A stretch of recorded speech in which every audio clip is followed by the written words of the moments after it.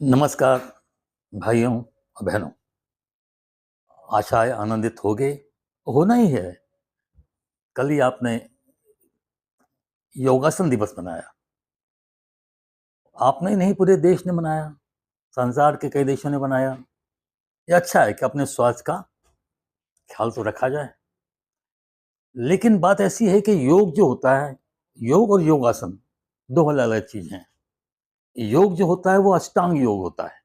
मतलब योग यम, नियम, आसन, प्राणायाम, प्रत्याहार, धारणा, ध्यान और समाधि, ये अष्टांग योग कहते हैं। तो हमने उसमें दो चुन लिए, योगासन और प्राणायाम। योगासन तो आप जानते हैं, आपकी शारीरिक बल बनाना या चुस्त रहने के लिए आवश्यक है। लेकिन प्राणायाम जो होता है वो मन के अंदर झांकता है। और प्राणायाम का मतलब क्या होता है? प्राणों का आयाम, प्राणों का विस्तार। अब प्राणों का विस्तार हम कैसे कर सकते हैं? हम सांस जो लेते हैं, आप आश्चर्य करेंगे, आपको बहुत लोगों को शायद आइडिया नहीं है इस बात का, कि हम जो सांस लेते हैं ना, उसमें से 80% तो आपकी नाइट्रोजन हो जाती है और 20% आपका ऑक्सीजन मिलता है।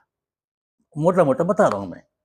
तो उसमें से आपने सांस ली तो 80% नाइट्रोजन गई, 20% आपकी ऑक्सीजन गई। यानी यहाँ दूसरे तत्व भी चलते हैं, वाष्पित तत्व, वो कार्बन डाइऑक्साइड हल्की सी जाती है।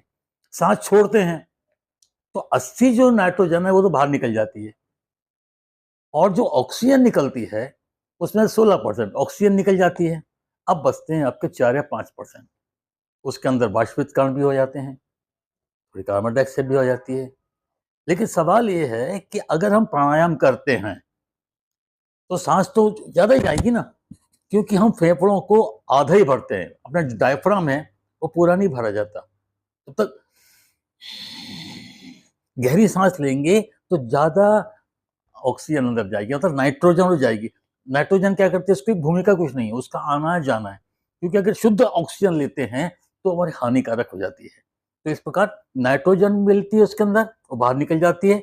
ऑक्सीजन रहती है, वो मिलती है, उसमें 16% हम छोड़ देते हैं।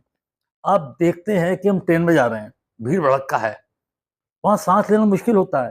तो वहां क्या होता है? दूसरों की जो सांस छोड़ी है उससे हम सांस ले लेते हैं, तो वो सांस दूषित हो जाती है। तो बहरे खुली हवा में सांस लें और प्राणायाम करें। प्राणायाम बोले प्राणों का आयाम करें, प्राणों का विस्तार करें। प्राण के अंदर की हवा, ये ऑक्सीजन है, उसके अंदर प्राण घुले हुए हैं। जैसे दूध है, दूध के अंदर आपको घी मिल जाएगा, मक्खन मिल जाएगा, पनीर मिल जाएगा। प्रोसेस है, प्रक्रिया करेंगे तभी तो मिलेगा ना। वैसे ही हम सांस लेते हैं, हमको सिखा देते हैं भाई बाएं हाथ दाएं हाथ पकड़ो, बाएं सांस लो, दाएं से छोड़ो, अनुलोम विलोम हो गया। ऐसे नहीं होगा। होगा क्या है? अपनी भावना रहनी चाहिए कि हमारी जो सांसें हैं कहाँ जा रही हैं, मस्तिष्क में जा रही हैं। क्योंकि क्या होता है, हम अगर अनुलोम विलोम कर रहे हैं या दूसरे आसन कर रहे हैं, ध्यान यहाँ भटकता है। तो इसीलिए अष्टांग नियम में कहा गया धारणा, ध्यान, समाधि, उसके अंदर ध्यान भी है, तब तक वो संपूर्ण नहीं होगी। आपका ध्यान कहीं और लगा हुआ है, भैया मेरा पैसा वापस नहीं आया, वो उधार देगा कि नहीं देगा। तो ये जो चीज है, प्राणायाम भी कर रहे हैं या दूसरी बात भी सोच रहे हैं, तो ये निष्फल है आपका। क्योंकि प्राण से हम सिर्फ ऑक्सीजन ले लेते हैं, प्राण नहीं लेते। जो सिंचित होती है, वो सींचते हैं, वो नहीं लेते। तो इस प्रकार ये प्राणायाम की प्रक्रिया है। सबसे जो पहली जो चीज है, जैसे आपने नाड़ी शोधन आसन, आज मैं इसी की बात करना चाहता हूँ, नाड़ी शोधन आसन। आप ये तो समझ गए कि हम जो सांस लेते हैं 20 में से 4-5% मिलती है, 16% बाहर फेंक देते हैं। यही चीज हम अगर गहराई से लें तो नाड़ी शोधन हो जाता है। नाड़ी शोधन से फायदे क्या होंगे? एक तो आपकी नसें खुल जाएंगी, और दूसरी क्या होगा, हम जो डायफ्राम बढ़ते हैं वो पूरी तरह भरेगा। इसका नियम बताता हूँ आपको। नियम ऐसे लिखे गए हैं कि भाई छोड़ो, फिर रोको, उतनी मात्रा में छोड़ो, उतनी मात्रा में छोड़ो, ऐसा नहीं है। हर एक व्यक्ति की क्षमता अलग अलग होती है। मैं उसको बोला पूरा भर ले, उसने कहीं प्राणायाम किया नहीं, तो कहाँ से भरेगा वो?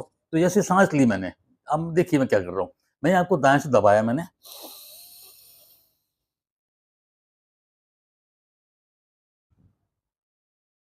सांस अंदर रोक ली मैंने। अब उसी चीज को मैं छोड़ूंगा। तो ये जो सांस अंदर भरना है उसको पूरक बोलते हैं, और छोड़ने को रेचक बोलते हैं। तो पूरक और रेचक ये आप अपने अपने हिसाब से कीजिए। जरूरी नहीं है कि दम लगा के आपका पेट भरा जा रहा है, यानी कि पूरे डायफ्राम तो भरेगा, इससे फायदा क्या होगा?